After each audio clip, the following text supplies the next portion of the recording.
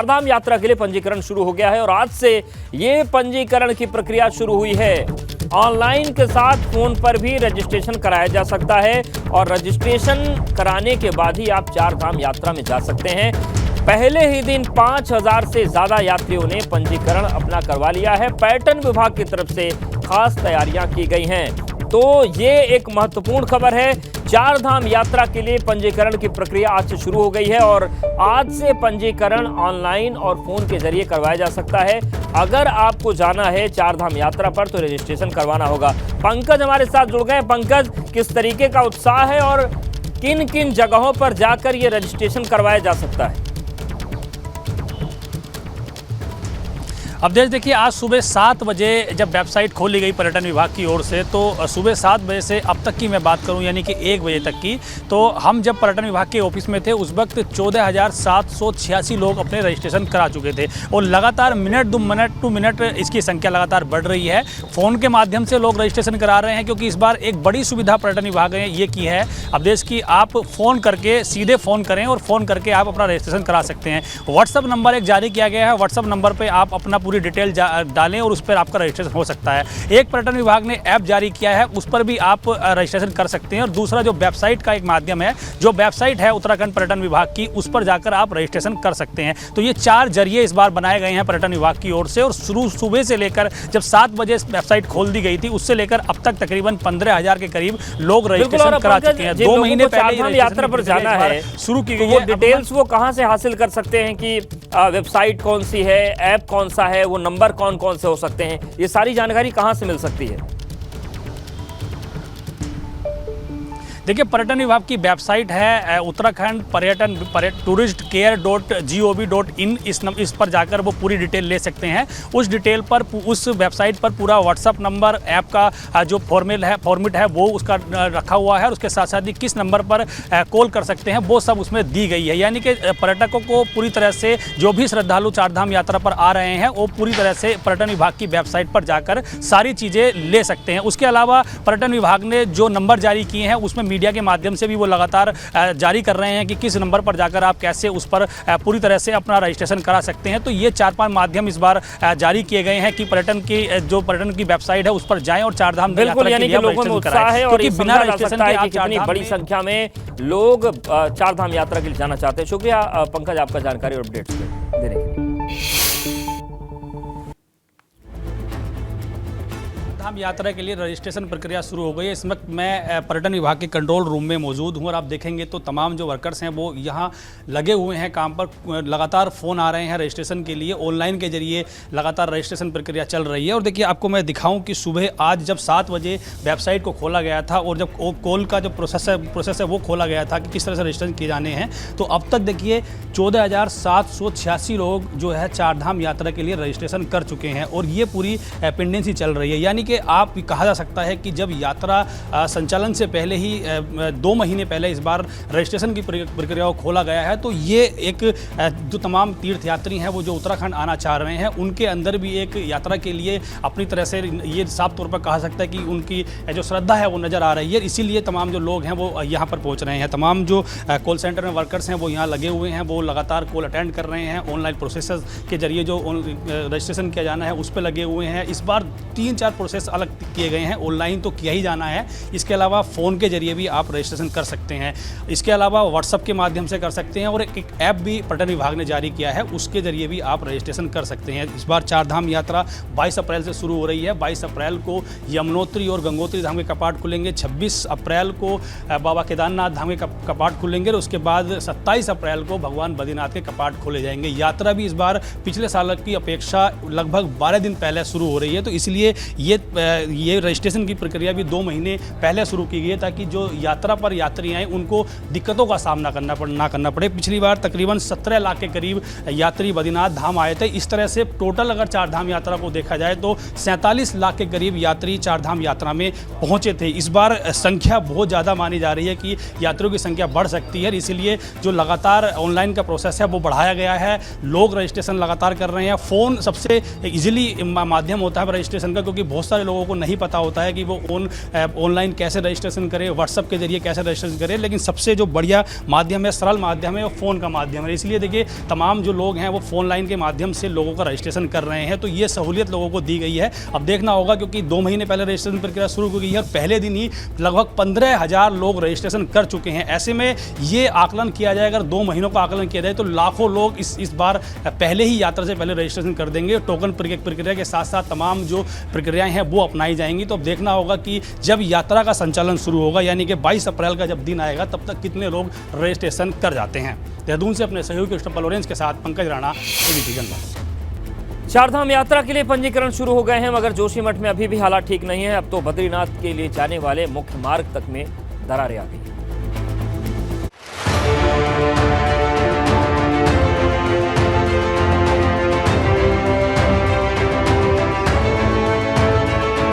जोशीमठ में नई जगह दरार, कैसे होगी चारधाम यात्रा? बद्रीनाथ हाईवे पर दरारों की दहशत। जोशीमठ में दरार भारी, चारधाम की कैसी तैयारी?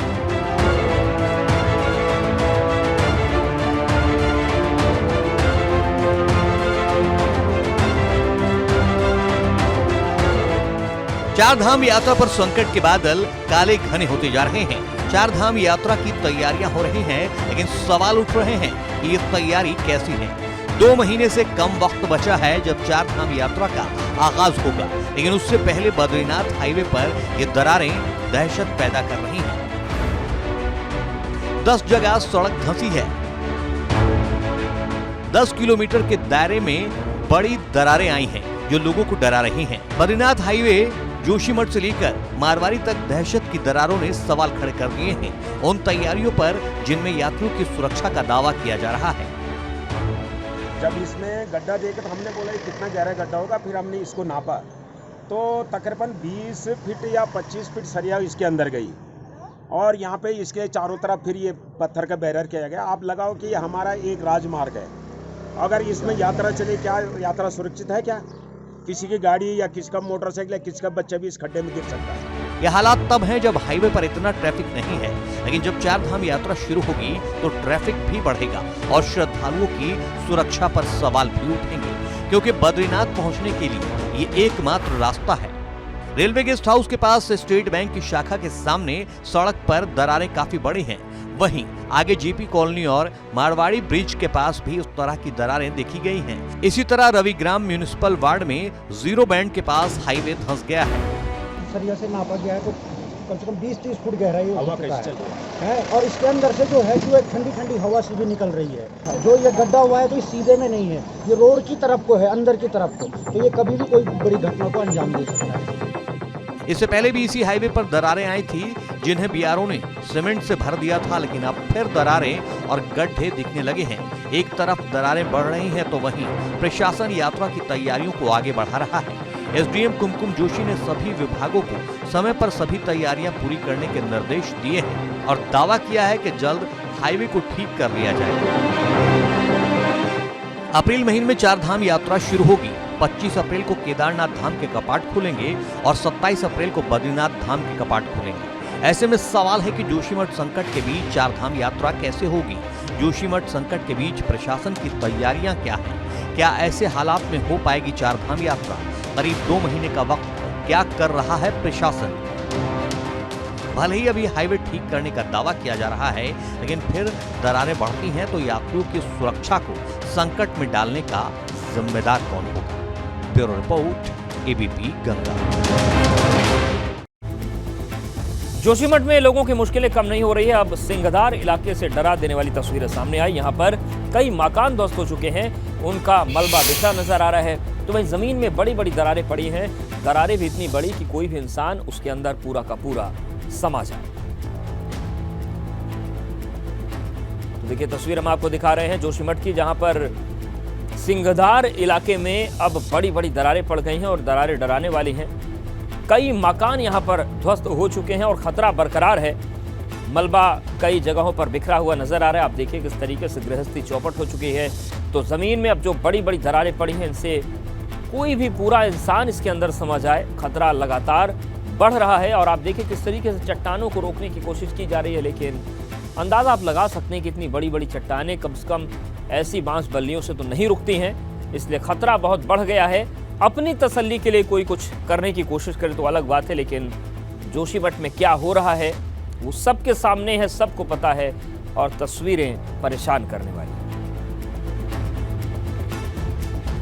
और एक डराने वाली खबर, वाडिया हिमालयन भू विज्ञान संस्थान के वैज्ञानिकों ने कहा है कि उत्तराखंड में भारी तबाही वाला भूकंप आ सकता है और इसका मैग्नीट्यूड तुर्की जैसा हो सकता है। उत्तराखंड में बड़े मैग्नीट्यूड के भूकंप की आशंका है। वाडिया हिमालय भू विज्ञान संस्थान के डायरेक्टर हैं कालाचांद साई। उत्तराखंड का हिमालय क्षेत्र काफी संवेदनशील है, भविष्य की चुनौतियों को देखते हुए अलर्ट रहने की जरूरत है। तो एक बड़ी आशंका आ रही है उत्तराखंड से और ये जो आशंका है ये परेशान करने वाली है। वाडिया हिमालय भू विज्ञान संस्थान के वैज्ञानिक ने दावा किया है कि जिस तरीके के हालात भूगर्भीय स्तर पर बन रहे हैं उससे तुर्की जैसा भूकंप उत्तराखंड में आ सकता है, जिसका बड़ा मैग्नीट्यूड होगा। और वाडिया हिमालयन भू विज्ञान संस्थान के डायरेक्टर हैं कालाचांद साई, उन्होंने ये आशंका जताई है।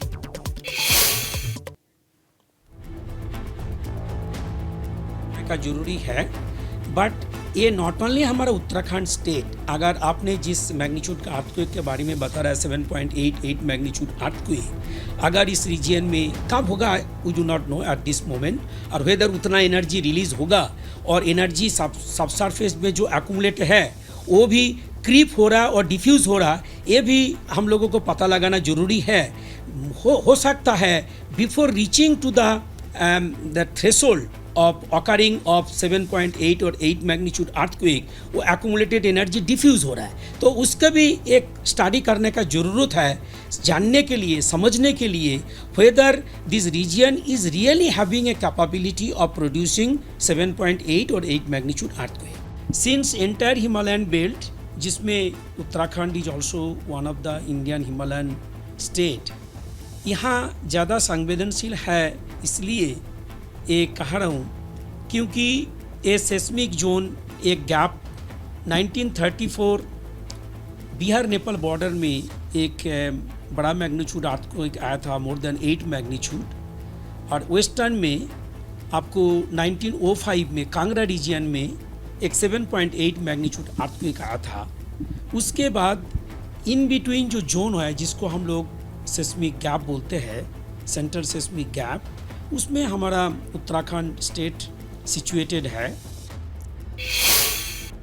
वहीं देहरादून में युवाओं पर हुए लाठीचार्ज का राज्यसभा सांसद नरेश बंसल ने बयान दिया। त्रिवेंद्र रावत ने इस घटना की निंदा की थी। इस पर राज्यसभा सांसद नरेश बंसल ने कहा कि लोकतंत्र में माफी मांगकर इंसार बड़ा बनता है, इसलिए उनके बयान से सरकार को कटघरे में खड़ा करना ठीक रहे। तो त्रिवेंद्र रावत ने माफी मांग ली थी इस घटनाक्रम पर, उस पर नरेश बंसल की प्रतिक्रिया आई है। उन्होंने कहा कि जो उनका बयान है इसको सरकार से जोड़े ना, बड़ा बनता है व्यक्ति माफी मांगकर। उत्तराखंड के पूर्व मुख्यमंत्री त्रिवेंद्र सिंह रावत ने सरकार से ही अपने प्रश्न पूछ लिए और साफ तौर पे कहा कि जो छात्रों के ऊपर लाठीचार्ज हुई है उनसे माफी मांगी जानी चाहिए और पुलिस बताया कि किसके कहने पर लाठीचार्ज हुई है। इस वक्त हमारे साथ बातचीत के लिए मौजूद है उत्तराखंड से राज्यसभा सांसद नरेश बंसल जी। सर, आपने भी बयान सुना होगा, किस तरीके से आप देखते हैं इस बयान को? देखिए, अब उन्होंने किस रेफरेंस में कहा है, किस संदर्भ में कहा है, ये तो वही बता सकते हैं। लेकिन जहाँ तक मेरा मत है, सरकार ने इस पर त्वरित कार्रवाई की है और SIT भी गठित हुई है, उसमें जांच चल रही है किसका क्या हुआ। दूध का दूध, पानी का पानी होगा और सरकार छात्रों के साथ है, ये छात्रों को भी मालूम है, बेरोजगारों के साथ है, बेरोजगारों को मालूम है, क्योंकि उनके हित में सारे काम कर रहे हैं। उनके हित में हम नकल विरोधी कानून लेकर के आए हैं, जो देश का सबसे सख्त कानून है, जिसमें 10 करोड़ तक जुर्माना है, संपत्ति जब्त होने की बात है और कुर्की होने की बात है उनकी। इस प्रकार से सबसे सख्त कानून हम लेकर आए हैं कि उस कानून के बाद देश के अन्य राज्यों ने भी उस प्रकार का कानून लाने की सोचा है। कांग्रेस के पूर्व प्रदेश अध्यक्ष प्रीतम सिंह ने अपने ही प्रभारी देवेंद्र यादव पे सवाल खड़े कर दिए हैं और कहा है कांग्रेस की जो स्थिति है उत्तराखंड में उसके लिए प्रभारी जिम्मेदार हैं। जिस तरीके से कल AICC सुनाई नहीं पड़ रहा है, क्या बात कर रहे हैं? उत्तराखंड के 2 जिलों में मेंबर न होने की वजह से भी वो नाराज दिखे। मैं इस पर यही कह सकता हूँ, बर्बाद गुलिस्ता को एक ही उल्लू काफ़ी है, वहाँ तो हर शाख पे उल्लू बैठा है। क्या कांग्रेस के अंदरूनी कलह बीजेपी को फायदा करेगी आने वाले लोकसभा चुनाव में? बीजेपी अपनी रणनीति ये सोचकर नहीं बनाते कि उनकी कलह हो तब हो, हम तो मजबूत। और श्रीनगर में पूर्व सैनिकों का प्रदर्शन हो रहा है। वन रैंक वन पेंशन को लेकर सरकार के खिलाफ नाराजगी जाहिर की गई है। सरकार पर दोहरा रवैया अपनाने का आरोप लगाया है। तो तस्वीर हम आपको श्रीनगर की दिखा रहे हैं, जहां पर पूर्व सैनिक प्रदर्शन कर रहे हैं। वन रैंक वन पेंशन को लेकर सरकार के खिलाफ नाराजगी है। सरकार पर दोहरा रवैया अपनाने का आरोप लगाया गया है। गवर्नमेंट ने, हमारी सरकार ने हमारे साथ दोहरा व्यवहार किया है, हमको बांटने की कोशिश की है। ऑफिसर और जेएसयूज और वार्स में बहुत बड़ा अंतर रखा है। ऑफिसर का जो पेंशन जो बढ़ी है 7th पे कमीशन में, एक मेजर साहब की पेंशन एक कर्नल साहब के बराबर कर दी, और जो ये ऑर्डिनरी कप्तान और सूबेदार और नायबदार जो भी थी उनकी पेंशन कम कर दी। और उम्मीद भी आगे ये नहीं है कि जो अगला पे कमीशन आएगा हम लोगों का भला होगा। और पौड़ी जिले में शिक्षक की बेरहमी सामने आई है। बौखलाए शिक्षक ने 9वीं कक्षा के छात्र का हाथ तक तोड़ डाला था।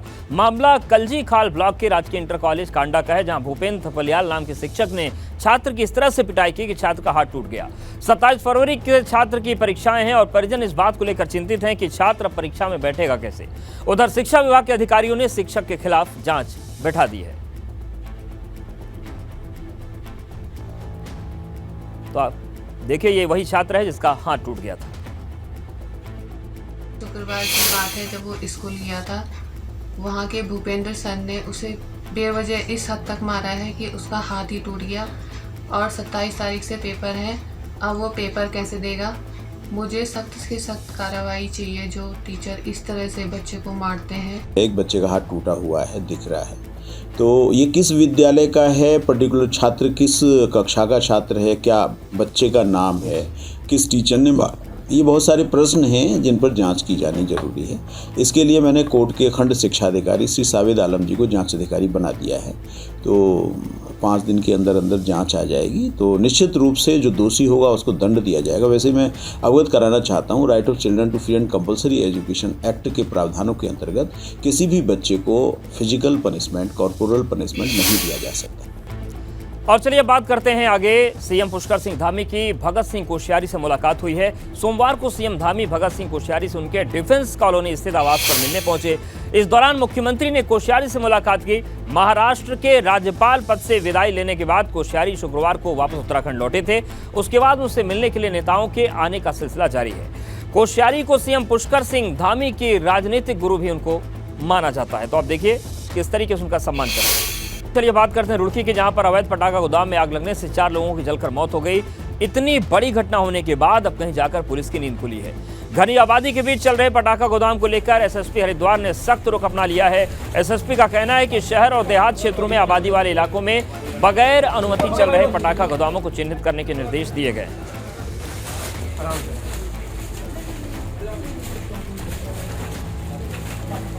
कहीं ना कहीं इसको देखते हुए एक अभियान भी चलाया जाएगा पुलिस और प्रशासन का मिलकर। और हमने फायर से भी लिस्ट मांग ली है कि कितने जगह पर लीगल इस तरह के इशू हैं, लाइसेंस वगैरह, उनको भी चेक किया जाएगा। तो ये रूटीन की प्रक्रिया छोड़कर एक अभियान।